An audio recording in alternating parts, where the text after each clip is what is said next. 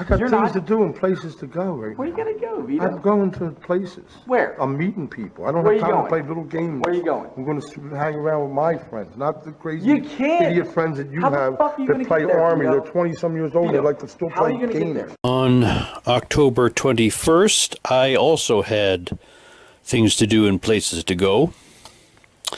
I had scheduled the 2 weeks off previously because I had family coming in from California. My other niece and her mom, my sister-in-law, whom I hadn't seen in a couple of years, they came out and we had a lovely time.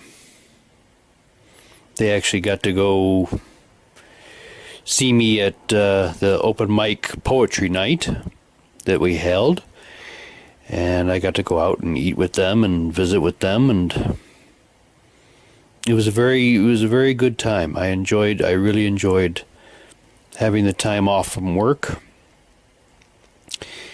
But then I remembered, I found out that I still had to return to Elgin on the 21st to once again resume my duties as the Mad Doctor of Chicago Street, providing medical attention for everyone in the quarantine zone. So in addition to the time I had taken off, I also added on the weekend, the Friday and Saturday of 20 and 21st. So I had a whole full 2 weeks off. And in addition to my Monday off, so it was 2 weeks in a day. And on Saturday, I made my way back up to Elgin and checked in at Habitat for Humanity. I brought my costume and my buttons and my drill. I actually found I'm always on the lookout for other things to add to my costume here and there, and I did. At Hot Topic, they had some new buttons that caught my eye. It was one of Scar from The Lion King doing a facepalm saying, "I'm surrounded by idiots." And the other one, it said, "Ask me about my inner demons." And also they had the spirit store set up in one of the former anchor stores in the mall. They were just in like the first floor. Is it Carson Perry Scott? I think it was, yeah. Yes, it's Carson Perry Scott. They went out of business at the Louis Joliet Mall, and so they've been sitting empty, and Spirit Store took over the first floor anyway, so I went in there and looked around, and I actually found in the section they have different sections for the costumes, and they had the Plague Doctor section, different outfits, robes, masks, hats, and various utensils for the plague doctors to use. And one of them was this it was a needle, but it was very large, and it was very well made, and you squeeze the plunger, and there's a series of green lights light up inside the needle, and I thought that would be perfect for me. And I also had it's like a utility belt. This wasn't in the Plague Doctor section. It was in like a separate accessory section, but they had a black and brown utility belt that you could, like, with straps you could hang stuff on, and that would be perfect as I hung my needle off my belt through the straps. I was able to snatch those up, and I wasn't satisfied. I wasn't really satisfied with the belt they gave me, if you could even call it that, the belt that came with my Mad Doctor outfit. Basically it's just a little vinyl strip of vinyl with Velcro at both ends. And it just didn't really satisfy me.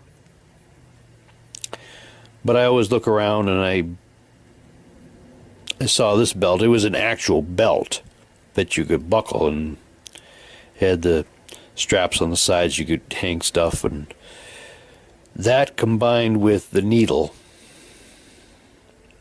that made it, it looked a lot better than just the Velcro strap, the vinyl Velcro strap. And I got those and I added them to my costume. This year it was a little different. Russ, who usually, he's one of the guys who runs the actors and whatnot, he wasn't there this year. They had some new fellow that was there. He had way more experience than I did because he's worked at some of the local haunted houses. His name escapes me at the moment. But it was like they had a whole new cast in there, and I was the only one that was returning because everybody else was off doing something else. And it's just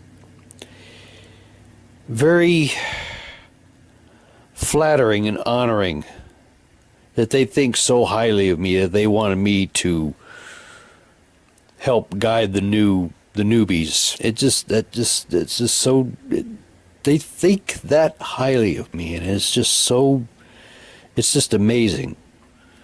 But I don't really consider myself a scare actor. My strength is in improv. I'm not really a scare actor, I'm an improv actor. And that's what I use to interact with the people who come through the Nightmare Alley, and I play off of their costumes and whatever they're wearing, and that's my strength. That's really all I can say. I mean, they all seem to do well on their own. Most of them do. I don't have any complaints with them. They always do a wonderful job. This year was a little different. I wasn't actually inside the Nightmare Alley. I was actually outside it. Where the people would come out of the trailer and walk down the ramp. I was outside there in the back area waiting for them. Yes, we had a nurse this year. Only she was where I was usually at in the front office. She was the one who she checked people in, and I didn't interact with her. Which is she seemed really nice, and they did a good job of her makeup, and I would have liked to have played off of her. But she was on the inside and I was on the outside. She was where I usually am. This year I didn't have to climb any rickety stairs or any spiral stairs to find the makeup area. They kept it all on the ground floor. It was at what was formerly a Chase Bank. Now it's vacant now, so they took it over for the costuming and makeup, and I made my way over there and got me off into this one side room, and they airbrushed me and made up my face, and they gave me a drill hole like I always ask, but it wasn't whatever they used to make it. It was actually painted on this year. So unfortunately, I didn't get to peel it off and stick it in my journal as a keepsake. It wasn't whatever material they used. I don't believe that man's ever been to medical school. You can't lose your medical license if you never had one to start with. But like I said, I was out there trying to get people to help me with my migraine, drill my painted drill hole. Didn't really have a lot of takers this year. I think most of them were too drunk to be scared. But anyway, I did the best I could. One guy came through. He's dressed like the sheriff from The Walking Dead, and I'm like, "Hey, sheriff, you been out chasing them Golden Duke boys?" He said, "Yeah, I'll get to them." And this one guy, I don't remember who it was. He did drill my migraine, my drill hole, but he did it a little too well because he got a hold of it. He got a hold of the drill and squeezed the trigger, and he squeezed it too hard because then my drill wouldn't shut off. Then when I finally did get it to shut off, it wouldn't start up again. And then it would just start on and off all by itself all through the night. And I played around with that. Somebody would come up and I'd say, hey, you want to help me? Help me get rid of my migraine? And they're like, no thanks. And I'm like, well, that's fine. It's broke anyway. Or like people would be walking past and it would start up again. I'm like, quick, while it's still working. Help me. I didn't really have very many takers this year. They actually do allow you to have drinks as you're going through the haunted house. So they were there with their little, whatever it is they had, I don't know. I don't drink, so. But anyway, they did let me out to go say hi to Sven this year, which I'm always thankful. They're very good in doing that. And the guy who was running the thing, he came up to me and he said, go do what you got to do. I just wish more people would be like that. Just let me do what I got to do. And so I dashed over there. I was going to have him sign my journal. I did bring my journal with me again. But this time it was a little different because they have off in one side street. Well, it's not really a side street. It's more like this little plaza area between buildings. They have like local vendors come and set up their booths, and they sell things like artwork and t-shirts and things that they've made, like little sculptures and whatnot. They take like old baby dolls or Cabbage Patch dolls and turn them into like zombie Cabbage Patch dolls or whatever. And this one fellow, I was looking around before the show started, and he had his booth set up, and he had like little collectibles and figures and whatnot. And one of them I have been looking for was the Toony Terrors Sven figure put out by Mecca. I took it right there. I got it right then and there and bought it. And I was looking it over, and I decided to let Sven sign that instead of my journal, which he did. He signed it in the front, and I got my pictures with him. It was good. They actually let me in ahead of everybody, me and this other person, because we were performers and we were on the clock, as they said. So they let me and this other lady in first. I was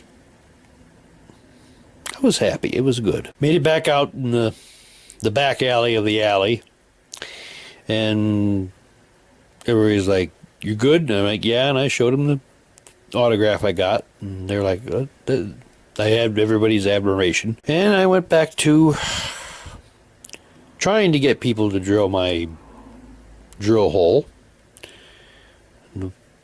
My drill just wasn't cooperating.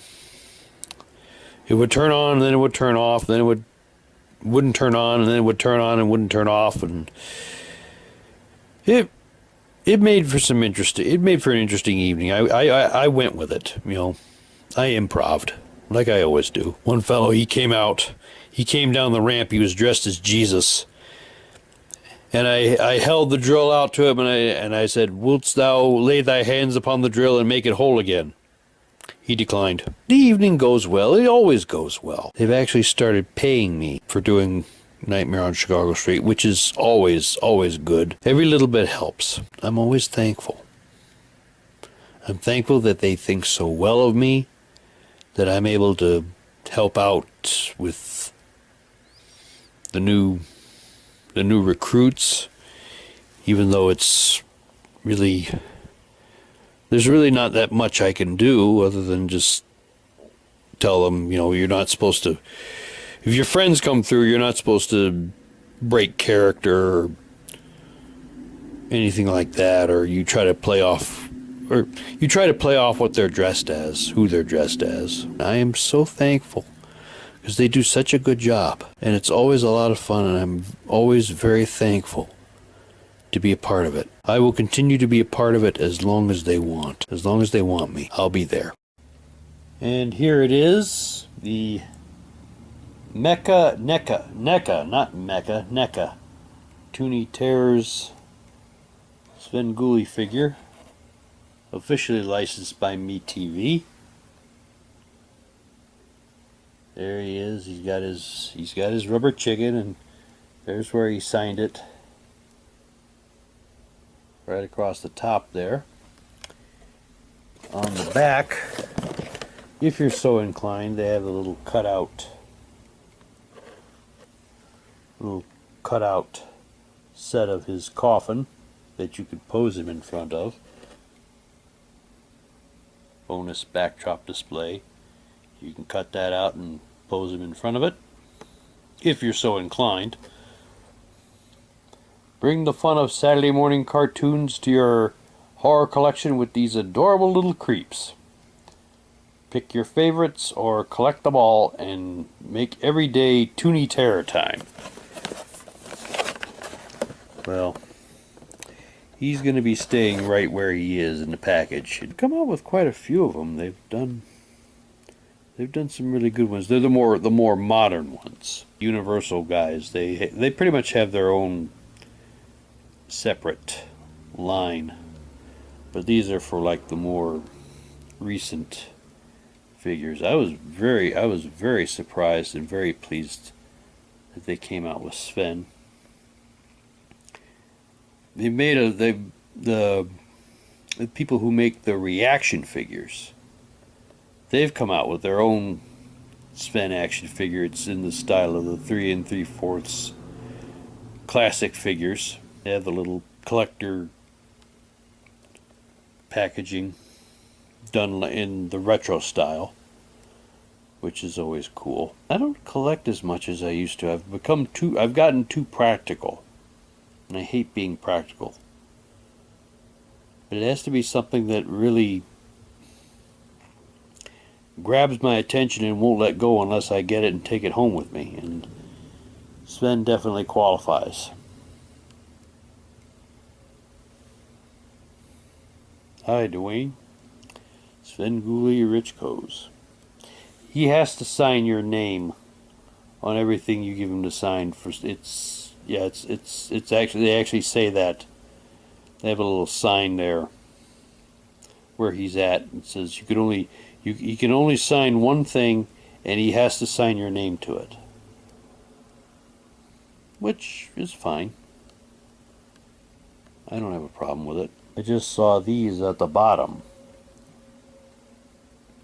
These are the guys who, the director, Randy Falk, design, illustrations, and paint was Jeffrey Trapp.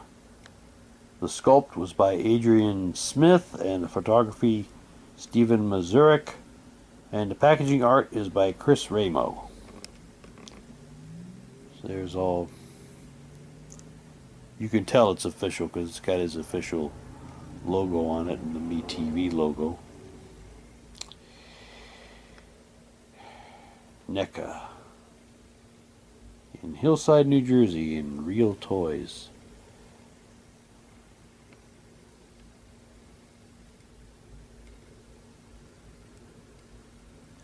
Sven the MeTV logo, and all related elements are trademarks of Weigel Broadcasting. All rights reserved.